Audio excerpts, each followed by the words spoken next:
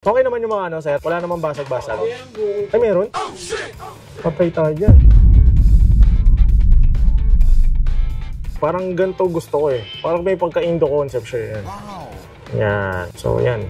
Kasama yung espada yan, binaklas mo na yung espada. So, totoo lang, wala naman talaga tayong concept. Kung ano lang gusto nating kabit, yun na yun. Wala tayong binabasihan ng concept eh.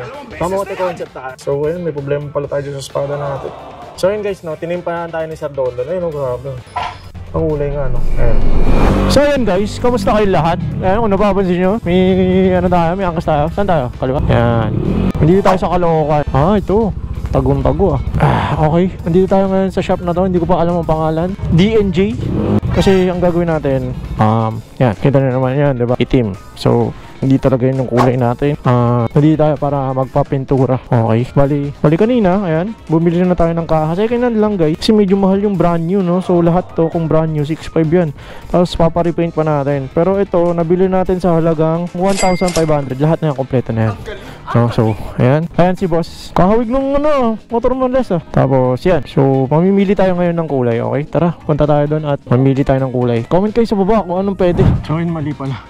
Brake pads pa lang bibili natin dito. Hindi pala dito yung shop na pagpipinturahan natin. So, ayan, bibili tayo muna dito ng brake pads kasi pud-pud na.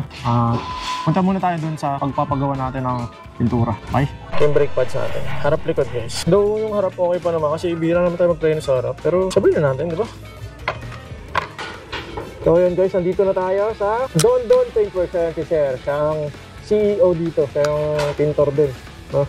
So ayun yung kaha natin, yun yung nabili natin, halagang 1,500, no? Nakakabit natin dyan, kasi ito guys, itong mga nakakabit dito sa kasing is basag-basag yan, kaya maingay pagka nalulubak ako, no? So pipili tayo ng kulay. Sir, ano ba ang mga available mong kulay dyan? Lahat naman available, yung depende sa'yo kung ano gusto mo. So guys, meron tayong sinend kay Sir. Parang ganito gusto ko eh. Parang may pagka-Indo concept siya yan.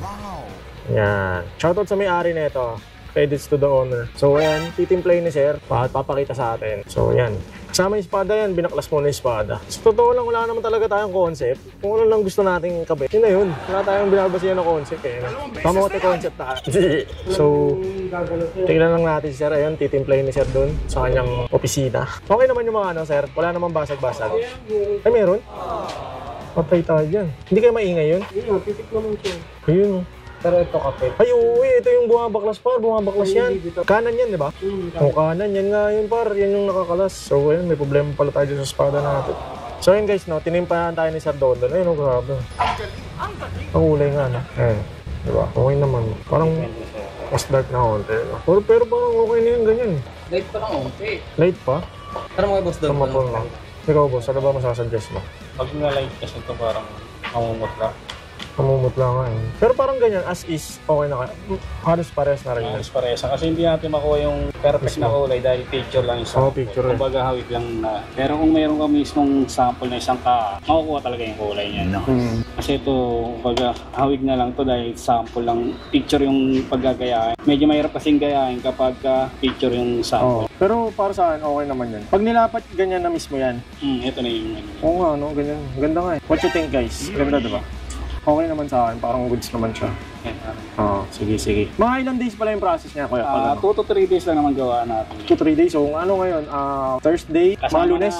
Kasama na baklas, kabit, saka bapi. Kaya wala ka nang iintindihin pa pagkalabas mo, goods na. Pati bapi. Ay, yung mga ganyan ba? Pwede i-ceramic yan? Pwede naman patagalin mo na siya mga 2 weeks para 2 weeks. Sige. Papaceramic natin. Shoutout sa mga nagsiceramic dyan, ha? Tawagan niya lang ako. Ex-deal!